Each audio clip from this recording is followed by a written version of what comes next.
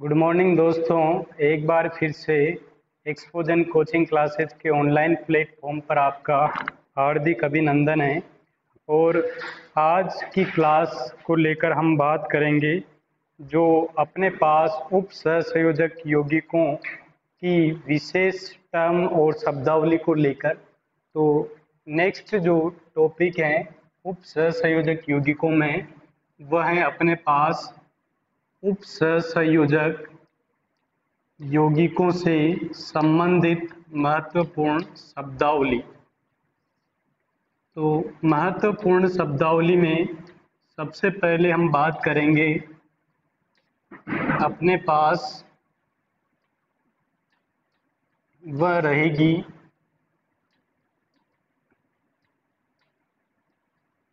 First जो चीज है उसमें हम बात करेंगे। तो फर्स्ट अपने पास रहेगा उभयदंतुक लिगेंड।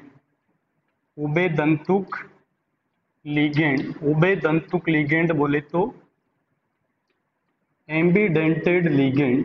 अब एम्बीडेंटेड लिगेंड बेसिकली होते क्या हैं?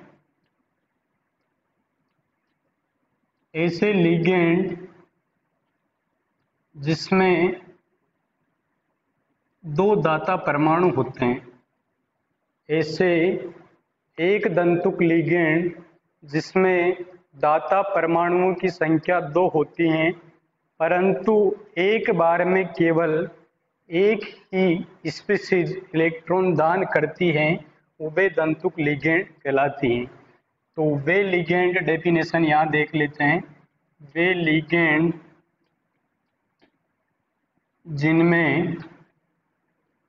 जिनमें दाता परमाणुओं की संख्या, दाता परमाणुओं की संख्या 2 होती हैं, परंतु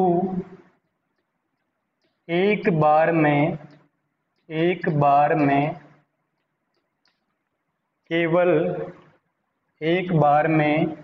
केवल एक ही परमाणु इलेक्ट्रॉन दान करता है, एक ही परमाणु इलेक्ट्रॉन दान करता है, उभयदंतुक लिगेंड कहलाते हैं। जैसे उदाहरण के लिए यहाँ पर अपने पास Cn- लिगेंड है। Cn- एक दंतुक लिगेंड है। अब Cn- की अगर बात करें तो यहाँ पर जो केंद्रीय धातु आयन है उसके जो रिक्त डी कक्षक हैं उसमें अगर कार्बन अपने लोन पेयर डोनेट करता है, कार्बन अपने इलेक्ट्रॉन दान करता है और उप सहसंयोजक यौगिक बनाता है, तो यहाँ पर जो दाता परमाणु हो जाएगा वह अपने पास क्या हो जाएगा? कार्बन हो जाएगा। इस कारण इस स्पीशीज का जो इस लिगेंड का जो नाम होगा वह क्या हो जाएगा? वह हो जाएगा साइनो हो जाएगा। अगर दाता परमाणु कार्बन है तो नाम होगा साइनो। और दूसरा केस अपने पास है, अगर दाता परमाणु अपने पास क्या हो जाए? नाइट्रोजन हो जाए। नाइट्रोजन अपने लोन पेयर अगर डोनेट करे तो यहाँ पर दाता परमाणु हो जाएगा नाइट्रोजन। इस कारण इसका नाम हो जाएगा आइसोसाइनो। आइसोसाइनो। तो अपने पास ये क्या हो गया? ये Cn- उभयदंतुक लिगेंड का उदाहरण हो गया, क्योंकि ये जो लिगेंड है ये एक दंतुक हैं, परंतु यहाँ पर दोनों परमाणु कार्बन और नाइट्रोजन दोनों डोनर का काम कर रहे हैं। इस कारण ये क्या हो जाएगा? उभयदंतुक लिगेंड का उदाहरण हो जाएगा। ठीक उसी प्रकार दूसरा उदाहरण है अपने पास, सेकंड जो एग्जाम्पल है, एग्जाम्पल नंबर 2 NO2- को लेकर है। NO2-। अब NO2- में अगर मैं NO2- की बात करूं तो NO2- का स्ट्रक्चर इससे होगा अपने पास।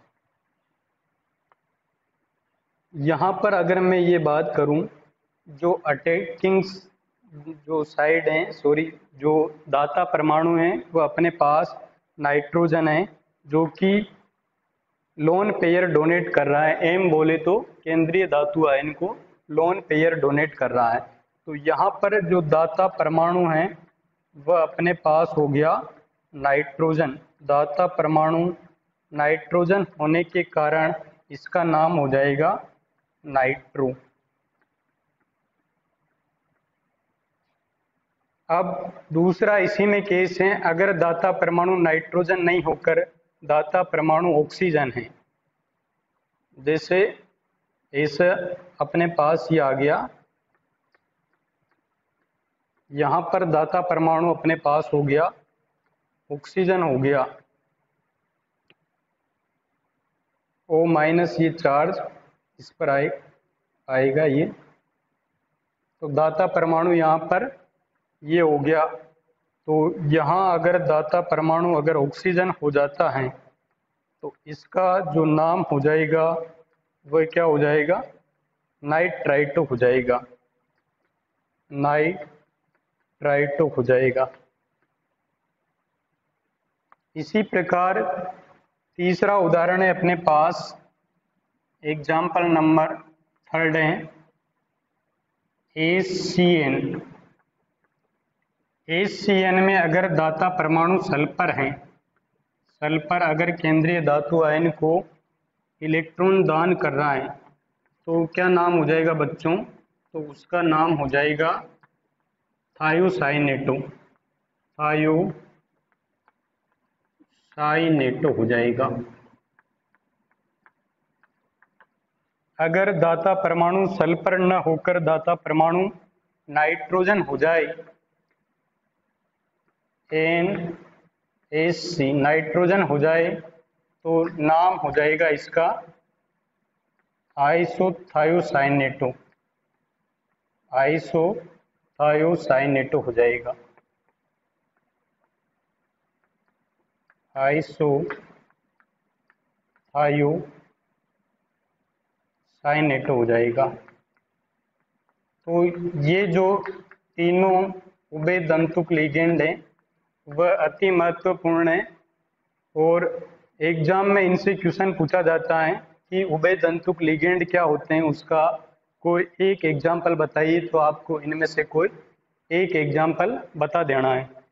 अब इसके बाद हम आगे बात करेंगे, किलेटिंग लिगेंड की बात करेंगे। तो लास्ट क्लास में मैंने किलेटिंग लिगेंड के बारे में आपको बताया था।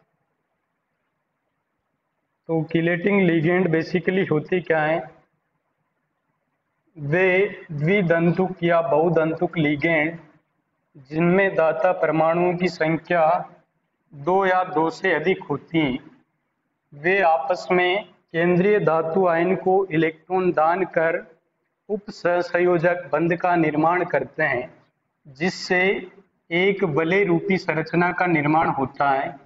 उस वलय रूपी संरचना को ही क्या बोलते हैं बेटा जी, उसी को ही बोलते हैं किलेट, और उस प्रकार के लिगेंडों को बोलते हैं किलेटिंग लिगेंड। तो सेकंड जो डेफिनेशन है वह है किलेटिंग लिगेंड की,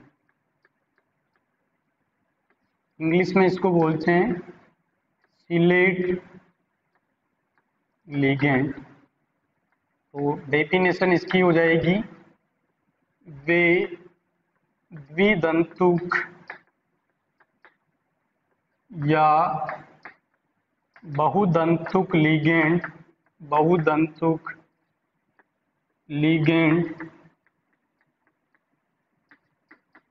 जिनमें दाता परमाणुओं की संख्या 2 या 2 से अधिक होती हैं,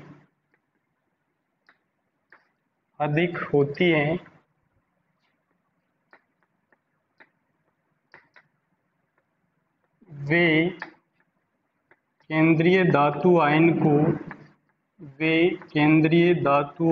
को इलेक्ट्रॉन दान कर उपसहसंयोजक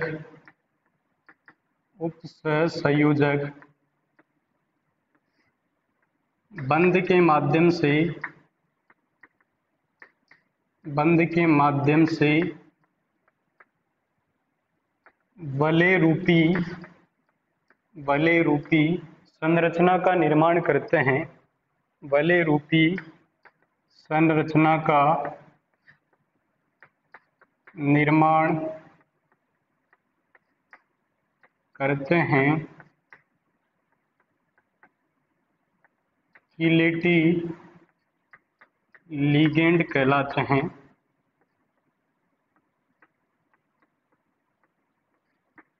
तथा यह प्रक्रिया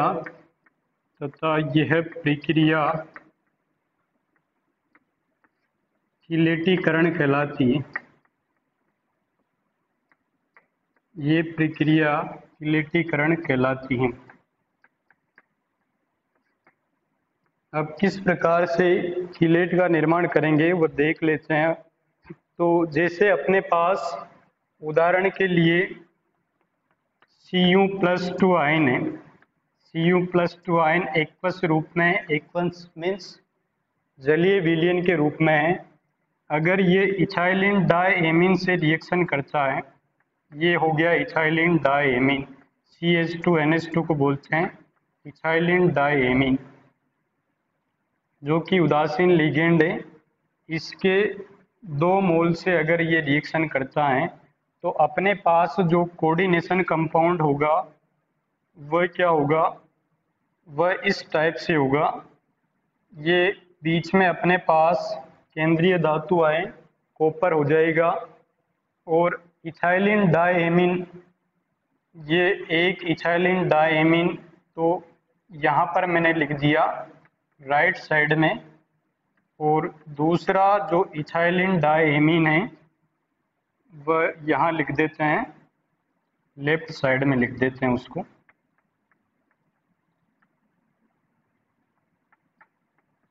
अब इथाइलिन डायएमीन जो कि उदासीन लिगेंड है, उसमें जो दाता परमाणु होगा वह नाइट्रोजन होगा। तो नाइट्रोजन अपने लोन पेयर कॉपर को डोनेट करेगा और कोऑर्डिनेशन बॉन्ड का फॉर्मेशन करेगा। उसी प्रकार ये बाकी जो रिमेनिंग नाइट्रोजन है वह इसको क्या करेंगे, लोन पेयर डोनेट करेंगे और चिलेट का फॉर्मेशन करेंगे। तो इस प्रकार इसमें क्या हो जाएगी, एक चिलेट वाले तो यहाँ पर बन जाएगी इसमें और एक यहाँ पर बन जाएगी। तो 2 इसमें क्या हो जाएगा, 2 चिलेट बन जाएगी और इसके ऊपर आवेश क्या आ जाएगा, +2 आवेश आ जाएगा। इसको शॉर्ट फॉर्म में ऐसा भी लिखा जा सकता है, CuEn का होल ट्वाइस +2, ऐसे भी इसको क्या कर सकते हैं, प्रदर्शित कर सकते हैं। तो इस प्रकार किलेट का निर्माण करेंगे। तो 2 द्विदंतुक लिगेंड है तो एक किलेट बनेगी, जितने दंतुक लिगेंड आएंगे उसके हिसाब से किलेट बन जाएगी अपने पास। तो इन किलेटिंग लिगेंड का स्थायित्व अन्य लिगेंडों की तुलना में अधिक होता है, जिसका कारण है कि जो अपने पास वलय रूपी संरचना बनी है उसको तोड़ने के लिए अधिक ऊर्जा और अधिक ताप की आवश्यकता है। इस कारण इनका स्थायित्व अन्य लिगेंडों की तुलना में अधिक होगा। तो यहाँ पर मैं En को क्या बोल सकता हूँ, En एक टाइप का अपने पास क्या हो गया, किलेटिंग लिगेंड हो गया। इथाइलिन जो डायएमीन है अपने पास, इथाइलिन डायएमीन, ये क्या हो गया इस केस में, एक किलेटी लिगेंड हो गया। और इस प्रभाव को बोलते हैं किलेट प्रभाव। अब इसके बाद हम बात करेंगे, आगे जो अपना टॉपिक है उस पर बात करेंगे। तो नेक्स्ट टॉपिक है अपने पास आयन मंडल व समन्वय मंडल। तो देख लेते हैं उसको यहाँ पर आगे। तीसरा अपने पास टॉपिक है इसी में, आयन मंडल व समन्वय मंडल। इंग्लिश में बोलेंगे इसको ionization sphere and coordination sphere and coordination sphere. तो समन्वय मंडल व आयन मंडल क्या होता है? किसी भी अपने पास कोई भी संकुल होगा, वह संकुल क्या होगा, उस संकुल में, किसी भी संकुल में जो केंद्रीय धातु आयन है और उससे जितने भी लिगेंड जुड़े हुए हैं वह सब एक वर्गाकार कोष्ठक में लिखे जाएंगे, एक बड़े कोष्ठक में लिखे जाएंगे। उस बड़े कोष्ठक के अंदर का भाग समन्वय मंडल को बताएगा, कोऑर्डिनेशन स्फीयर को बताएगा, और उसके जो बाहर का पार्ट होगा वह किस बात को बताएगा, बाहर का जो पार्ट है वह आयन मंडल को बताएगा, आयोनाइजेशन स्फीयर को बताएगा। तो यहाँ बोल सकता हूँ मैं समन्वय यौगिकों, समन्वय यौगिकों में उपस्थित, समन्वय यौगिकों का मतलब यह है यहाँ पर उप सहसंयोजक यौगिक, उपस्थित केंद्रीय धातु आयन, केंद्रीय धातु आयन, केंद्रीय धातु आयन जो क्या होगा, कोई भी डी ब्लॉक का एलिमेंट होगा केंद्रीय धातु आयन, तथा उससे जुड़े हुए सभी लीगेंड एक वर्गाकार कोष्ठक या गुरु कोष्ठक या बड़ा कोष्ठक, वर्गाकार कोष्ठक में लिखे जाते हैं, जिसे समन्वय मंडल कहते हैं, जिसे समन्वय मंडल कहते हैं।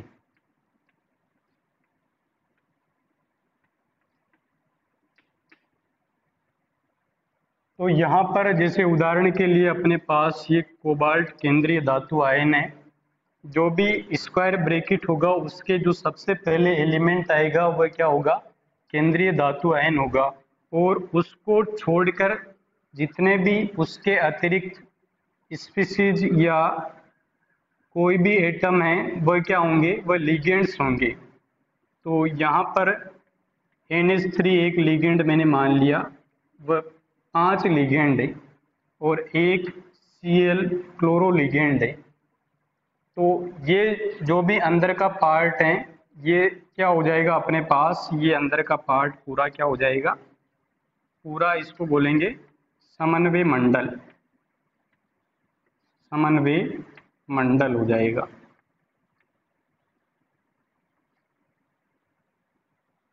अब आयन मंडल की बात कर लेते हैं। तो आयन मंडल क्या होगा, जो गुरु कोष्ठक है उसको छोड़कर जो रिमेनिंग पार्ट है, मतलब जो बाहर का पार्ट है वह या बाएं तरफ हो सकता है या दाएं तरफ हो सकता है, वह क्या हो जाएगा, आयन मंडल हो जाएगा। तो यहाँ आयन मंडल की डेफिनेशन लिख देते हैं।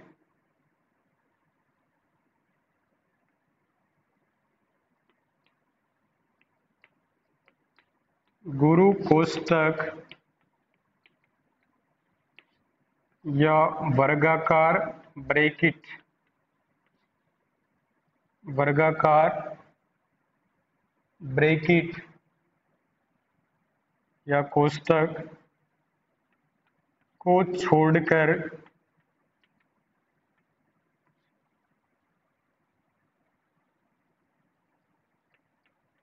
बाहर का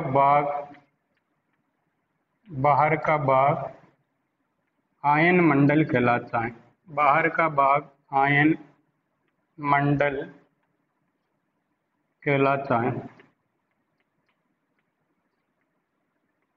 अब आयन के रूप में कुछ भी हो सकता है, कोई भी यहाँ पर अपने पास अगर कोई यहाँ पर जैसे कोई धातु है वह बाहर है, तो आयन मंडल दो टाइप का हो जाएगा। अगर धातु लेफ्ट साइड में, धातु अगर अपने पास बाएं तरफ है तो आयन मंडल क्या हो जाएगा, आयन मंडल धनात्मक हो जाएगा। जबकि यहाँ जो भी आएगी वह क्या आएगी, अधातु आएगी।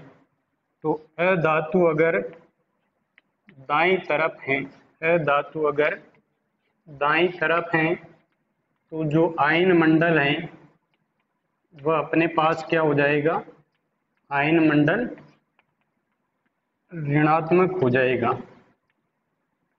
तो आयन मंडल दोनों साइड में आ सकते हैं, इधर भी आ सकता है और इधर भी आ सकता है। अब आयन मंडल के आधार पर ही संकुल पर आवेश का पता लगेगा। तो कहने का मतलब यह है कि समन्वय मंडल एक टाइप से क्या हो जाएगी, अनआयनिक स्पीशीज हो जाएगी। मतलब ये किस रूप में रहेगा, यह अनआयनीकृत रूप में रहता है, यह अनआयनीकृत रूप में रहता है। जैसे उदाहरण के लिए दूसरा उदाहरण देख लेते हैं। यहाँ पर दूसरा उदाहरण है अपने पास Pt NH3 का होल 4 Cl2 और यहाँ पर अपने पास आ गया SO4। तो यहाँ पर जो आयन मंडल है वह राइट साइड में, इस कारण ये क्या होगा, ये ऋणात्मक होगा। तो संकुल क्या हो जाएगा, संकुल धनात्मक हो जाएगा।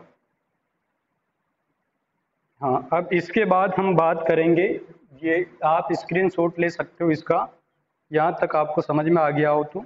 इसके बाद हम बात करेंगे समन्वय बहुफलक की। तो समन्वय बहुफलक क्या होते हैं, जो भी अपने पास केंद्रीय धातु आयन होगा उससे जुड़े सभी लिगेंड की जो आकाश में त्रिविम व्यवस्था है उसको बोलते हैं समन्वय बहुफलक। तो नेक्स्ट चौथा अपने पास पॉइंट है समन्वय बहुफलक।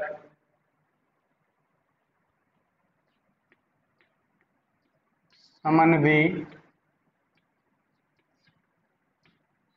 बहुफलक, समन्वय बहुफलक कोऑर्डिनेशन पॉलीहेड्रल, कोऑर्डिनेशन इंग्लिश में बोलते हैं इसको कोऑर्डिनेशन पॉलीहेड्रल। समन्वय बहुफलक होता क्या है, बेसिकली अपने पास कोई भी लिगेंड होगा वो बीच में रहेगा और केंद्रीय धातु आयन उससे जुड़ी हुई रहेगी। अब उनकी आकाश में जो त्रिविम व्यवस्था है वह किस प्रकार से होगी, उसी को बोलते हैं समन्वय बहुफलक। तो डेफिनेशन यहाँ से लिख देंगे, किसी समन्वय यौगिक में उपस्थित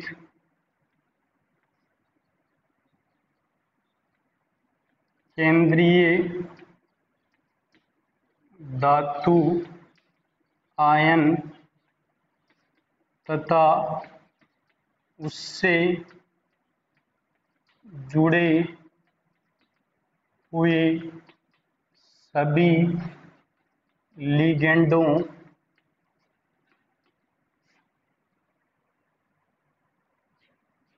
की आकाश में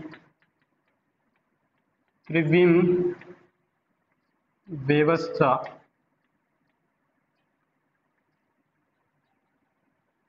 या विन्यास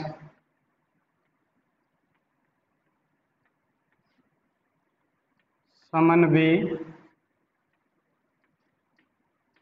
बहुफलन कहलाता है। अब समन्वय बहुफलन को लेकर यहाँ पर चर्चा करने वाले हैं। जैसे अलग अलग समन्वय बहुफलन है अपने पास। जैसे उदाहरण के लिए अगर कोऑर्डिनेशन नंबर 2 आता है तो जो अपने पास ज्योमेट्री होगी, आकृति होगी या ज्यामिति होगी, वह अपने पास क्या होगी? रेखीय होगी। किस प्रकार से रेखीय होगी? ये अपने पास कोई मेटल है और उससे 2 लिगेंड जुड़े हैं, तो एक लिगेंड आगे वाली साइड से लोन पेयर दान करेगा, एक पीछे वाली साइड से लोन पेयर डोनेट करेगा, एक आगे से देगा, एक पीछे से देगा। तो इस प्रकार स्ट्रक्चर बनेगा और उदाहरण हो जाएगा उसका, उदाहरण बोले तो उसका उदाहरण हो जाएगा AgNH3 का होल ट्वाइस और इसके ऊपर आवेश हो गया प्लस आवेश हो गया। दूसरा, अगर हम कोऑर्डिनेशन नंबर 4 की बात करते हैं तो कोऑर्डिनेशन नंबर 4 में 2 आकृतियां बनेगी। एक आकृति होगी अपने पास वर्गाकार। अब वर्गाकार आकृति कैसे बनेगी? केंद्रीय धातु आयन तो बीच में रहेगा ही सही और उससे जुड़े हुए चारों लिगेंड वर्ग के चारों कोनों पर निर्दिष्ट होंगे। तो जो वर्ग के चारों कोने हैं उन पर चारों लिगेंड क्या हो जाएंगे? निर्दिष्ट हो जाएंगे। इस प्रकार एक वर्ग का निर्माण होगा। तो ये वर्गाकार ज्योमेट्री हो गई। समन्वय संख्या 4 में ही दूसरी ज्योमेट्री किस टाइप से हो सकती है? दूसरी ज्योमेट्री अपने पास चतुष्फलक के रूप में हो सकती हैं। चतुष्फलक बोले तो टेट्राहेड्रल के रूप में हो सकती हैं। टेट्राहेड्रल के रूप में कैसी होगी? वह इस टाइप से होगी। ये टेट्राहेड्रल के रूप में अपने पास हो जाएगी। इन आकृतियों का अध्ययन हम वीबीटी और सीबीटी में करेंगे कि कौन से कंपाउंड की आकृति किस टाइप से होगी। वह अपने को कौन बताएगी? वीबीटी और सीएफटी बताएगी। वीबीटी बोले तो संयोजकता बंध सिद्धांत, वैलेंस बॉन्ड थ्योरी, और सीएफटी बोले तो क्रिस्टल फील्ड थ्योरी, क्रिस्टल क्षेत्र सिद्धांत बताएगा। अब इसी प्रकार आगे अपने पास है कोऑर्डिनेशन नंबर अपने पास है कोऑर्डिनेशन नंबर 6।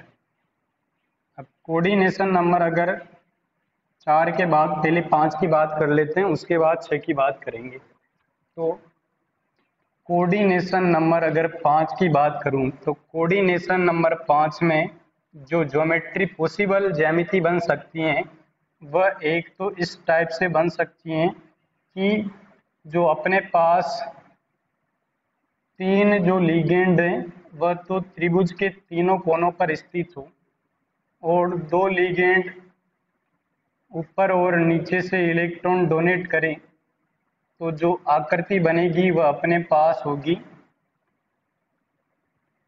त्रिकोणीय द्विपिरामिडीय। आकृति किस टाइप से हो जाएगी? त्रिकोणीय द्विपिरामिडीय हो जाएगी। द्विपिरामिडीय हो जाएगी। और इसी में अगर बात करें कोऑर्डिनेशन नंबर 5 में, तो अगर ऐसा अरेंजमेंट हो कि जो चारों लिगेंड है वह वर्ग के चारों कोनों पर हैं और एक लिगेंड है वह क्या है? एक लिगेंड ऊपर से या नीचे से लोन पेयर डोनेट कर रहा है, तो जो आकृति यहाँ पर अपने को मिलेगी वह वर्गाकार पिरामिडीय मिलेगी। वर्गाकार पिरामिडीय आकृति अपने को प्राप्त होगी। तो यहाँ पर आकृति हो जाएगी वर्गाकार पिरामिडीय। नेक्स्ट जो लास्ट इसी में कोऑर्डिनेशन नंबर अगर 6 की बात करें तो कोऑर्डिनेशन नंबर 6 में अपने पास क्या होगा, जो अरेंजमेंट है वह इस टाइप से हो सकता है कि जो केंद्रीय धातु आयन है उससे जुड़े हुए 4 लिगेंड घन वृत्त के चारों कोनों पर स्थित हैं और जो 2 लिगेंड हैं वह केंद्रीय धातु आयन को ऊपर और नीचे से इलेक्ट्रॉन डोनेट कर रहे हैं। तो आकृति जो अपने को मिलेगी वह मिलेगी वर्गाकार द्विपिरामिडीय, या ऐसे बोल सकते हैं अष्टफलकीय, क्योंकि 4 फलक तो ऊपर से मिल जाएंगे और 4 फलक नीचे से मिल जाएंगे। किस टाइप से मिलेंगे, जैसे अपने पास कोई ये प्लेन है तो प्लेन के चारों कोनों से तो चारों लिगेंड अटैच हो गए, एक लिगेंड ऊपर से हैं और एक लिगेंड नीचे से हैं। तो ऊपर से जो चारों कोनों के साथ फलक बनेंगे वह 4 फलक तो ऊपर से बना लेगा और 4 फलक नीचे से बना लेगा। इस कारण इस आकृति को बोलेंगे अष्टफलकीय या वर्गाकार द्विपिरामिडीय। तो ये आकृति हो जाएगी अपने पास वर्गाकार द्विपिरामिडीय या अष्टफलकीय, या हो जाएगी अष्टफलकीय आकृति हो जाएगी। तो ये आपको जो समन्वय बहुफलक हैं ये आपको समझ में आया होगा। इसके बाद हम बात कर लेते हैं होमोलेप्टिक और हेप्टोलेप्टिक संकुल की।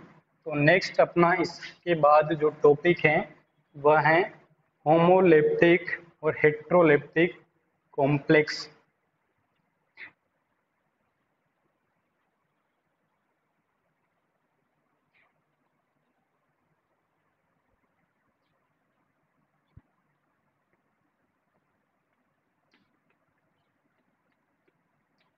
होमोलेप्टिक व हेप्टोलेप्टिक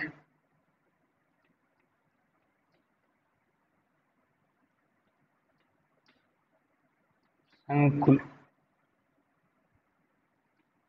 तो नाम से पता चल रहा है होमो मीन्स सेम और हेट्रो मीन्स अलग अलग। तो होमोलेप्टिक संकुल ऐसे संकुल होते हैं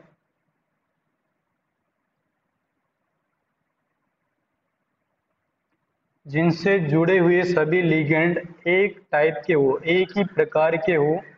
तो उस प्रकार के संकुल को क्या बोलते हैं, होमोलेप्टिक संकुल बोलते हैं। वे संकुल, तो यहाँ डेफिनेशन लिख देते हैं, वे संकुल जिनसे जुड़े हुए सभी लिगेंड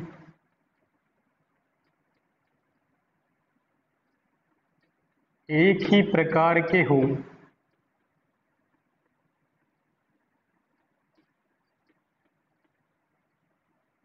होमोलेप्टिक संकुल कहलाते हैं। होमोलेप्टिक संकुल कहलाते हैं। संकुल कहलाते हैं। उदाहरण के लिए जैसे अपने पास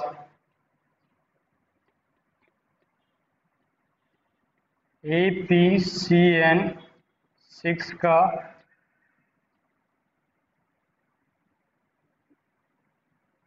-4, तो ये क्या है, ये होमोलेप्टिक संकुल है। क्यों होमोलेप्टिक संकुल है, क्योंकि इससे जुड़े हुए जो भी CN- जितने भी 6 CN- साइनो लिगेंड हैं वह एक जैसे हैं। उसी प्रकार दूसरा उदाहरण हो गया अपने पास CuEn का होल ट्वाइस और यहाँ आवेश हो जाएगा +2। तो यहाँ पर जो 2 लिगेंड है दोनों इथाइलिन डायमीन एक ही प्रकार के हैं, अलग अलग नहीं है। इस कारण ये भी क्या हो जाएगा, होमोलेप्टिक संकुल हो जाएगा। और तीसरा उदाहरण है अपने पास CONH3 का होल 6 और इस पर चार्ज आ गया +3। तो ये भी क्या है, ये भी होमोलेप्टिक संकुल है क्योंकि 6 के 6 लिगेंड एक जैसे हैं। अब दूसरा हम बात कर लेते हैं हेट्रोलेप्टिक संकुल की। तो हेट्रोलेप्टिक संकुल, हेप्टोलेप्टिक संकुल, हेट्रो हेट्रो हेट्रोलेप्टिक संकुल है यहाँ पर, हेट्रोलेप्टिक संकुल।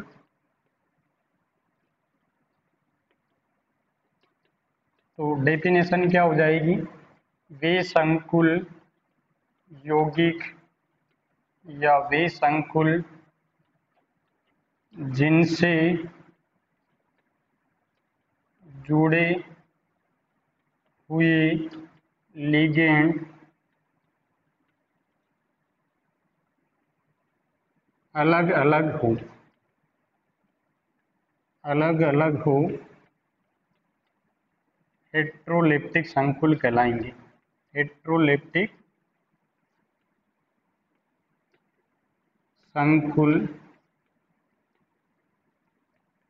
कहलाते हैं। उदाहरण के लिए अपने पास हो जाएगा CrEn का होल ट्वाइस और Cl2, और इसके ऊपर जो आवेश है वह यहाँ पर आ जाएगा +1। तो ये हेट्रोलेप्टिक संकुल का उदाहरण है, हेट्रोलेप्टिक संकुल का, क्योंकि यहाँ पर दो तो इथाइलिन डायमीन लिगेंड जुड़े हुए हैं और दो क्लोरो लिगेंड जुड़े हुए हैं। इस कारण जो दो टाइप के लिगेंड हो गए, इस कारण ये हेट्रोलेप्टिक संकुल का उदाहरण हो गया। सेम इसी प्रकार दूसरा उदाहरण है अपने पास CONH3 का होल 4 Cl और NO2। यहाँ पर जो लिगेंड है वह 3 प्रकार के हैं। एक लिगेंड तो है अपने पास NH3 दूसरा है क्लोरो और तीसरा है नाइट्रो। तो 3 टाइप के लिगेंड होने के कारण ये भी क्या हो जाएगा, हेट्रोलेप्टिक संकुल हो जाएगा। और तीसरा उदाहरण और देख लेते हैं, CONH3 का होल 4 Cl2 और इसके ऊपर आवेश आ जाएगा अपने पास +1। तो ये भी क्या हो जाएगा, ये भी हेट्रोलेप्टिक संकुल का उदाहरण हो जाएगा, क्योंकि यहाँ पर जो लिगेंड है NH3 लिगेंड एक हो गया और दूसरा कौन सा हो गया, दूसरा क्लोरो लिगेंड हो गया। तो ये था अपने पास होमोलेप्टिक और हेट्रोलेप्टिक संकुल के बारे में। अब हम बात करेंगे केंद्रीय धातु परमाणु की ऑक्सीकरण अवस्था।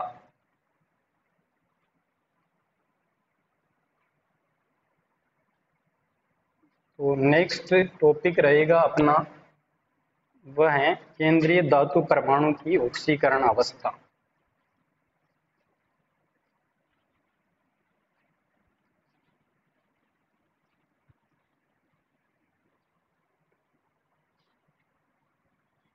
नेक्स्ट है इसमें केंद्रीय धातु परमाणु की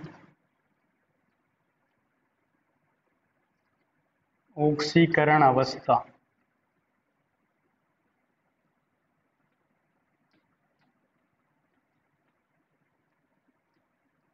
अब बच्चों, केंद्रीय धातु परमाणु की ऑक्सीकरण अवस्था बेसिकली होती क्या है कि किसी भी संकुल में उपस्थित केंद्रीय धातु परमाणु और उससे जुड़े हुए जितने भी लिगेंड हैं उनके ऊपर जो आवेश है वह क्या आएगा, वह केंद्रीय धातु परमाणु की ऑक्सीकरण अवस्था को बताएगी। तो डेफिनेशन यहाँ से लिख देंगे, किसी संकुल में उपस्थित किसी संकुल में उपस्थित किसी संकुल में उपस्थित केंद्रीय धातु आयन, केंद्रीय धातु आयन पर उपस्थित, केंद्रीय धातु आयन पर उपस्थित वास्तविक आवेश, उपस्थित वास्तविक आवेश को उस धातु परमाणु की, उस धातु परमाणु की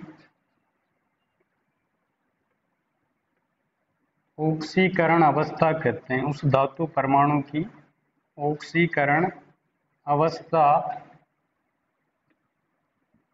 OS या ऑक्सीकरण अंक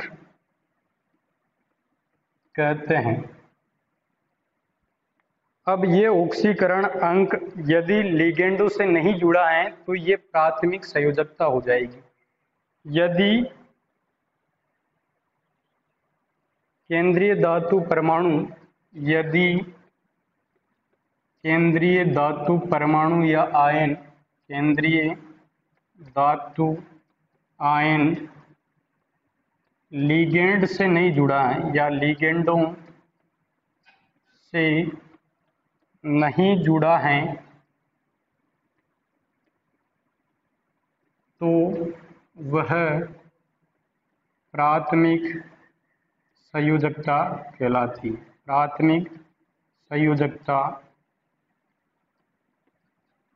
कहलाती हैं।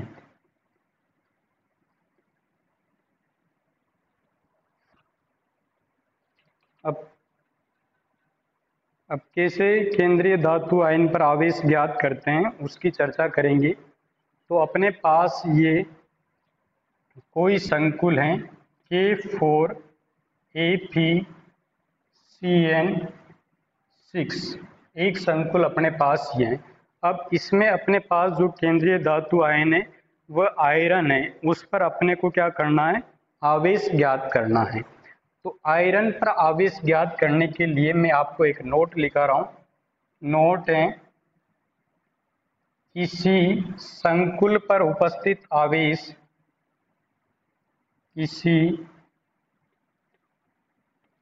संकुल पर उपस्थित आवेश, उपस्थित आवेश उस संकुल में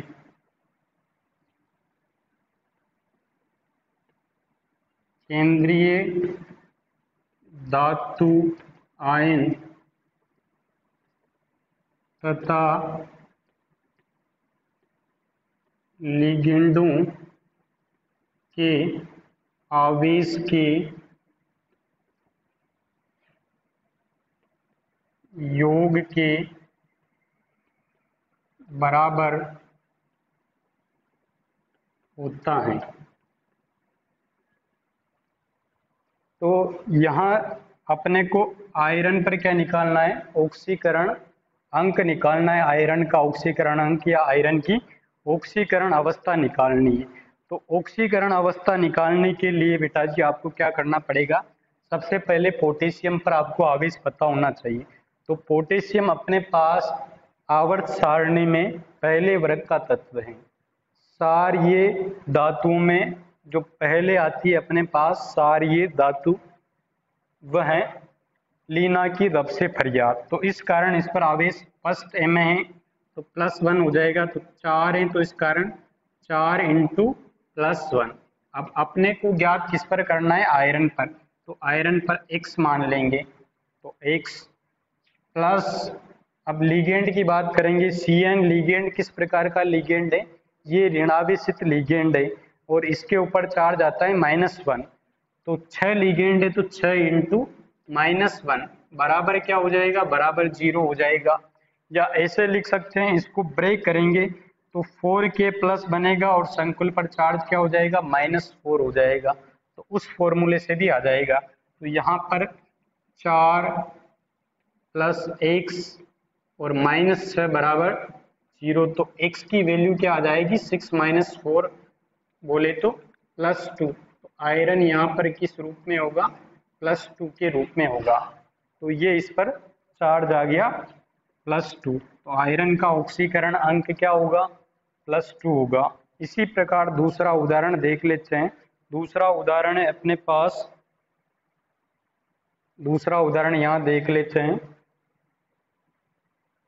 CONH3 का होल 5 Cl और यहाँ पर हो जाएगा Cl2।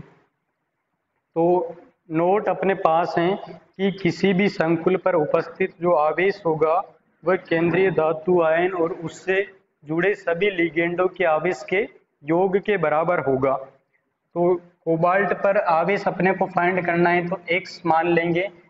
और NH3 किस टाइप का लिगेंड है, उदासीन लिगेंड है, इस पर कोई आवेश नहीं होता। तो 5 × 0 और Cl क्या है, ऋणावेशित लिगेंड है, तो इसके ऊपर चार्ज होता है -1। तो -1 प्लस 2 × -1 इक्वस टू 0। तो यहाँ से जो अपने पास ये तो हो जाएगा 0, ये हो गया -1, ये हो गया -2 इक्वस टू 0। तो x की वैल्यू क्या आ जाए, x की वैल्यू अपने पास आ गई +3। तो कोबाल्ट पर आवेश क्या हो जाएगा, +3 हो जाएगा। या दूसरा जो मेथड है वह इस प्रकार फाइंड कर सकते हैं कि ये अपने पास इधर है तो यहाँ -2 चार्ज है, तो यहाँ पर क्या हो जाएगा, +2 चार्ज आ जाएगा। और उसके हिसाब से वैल्यू को x + 5 × 0 + -1 इक्वस टू +2 रख के x की वैल्यू फाइंड करेंगे तो भी क्या आएगी, तो भी +3 आएगी। तो इस प्रकार इस पर चार्ज फाइंड कर लेंगे। अब इसके बाद अपना जो नेक्स्ट टॉपिक है वह है प्रभावी परमाणु क्रमांक, effective atomic number. Next class में बात करेंगे उसकी। तो वीडियो कैसा लगा बच्चों आपको, अगर वीडियो अच्छा लगा है तो इसको लाइक कीजिए, शेयर कीजिए और अपने फ्रेंडों को इस तक वीडियो को ज़रूर पहुंचाइए और चैनल को सब्सक्राइब कीजिए। तो मिलते हैं अगले लेक्चर में, तब तक के लिए take care and bye bye. Thank you.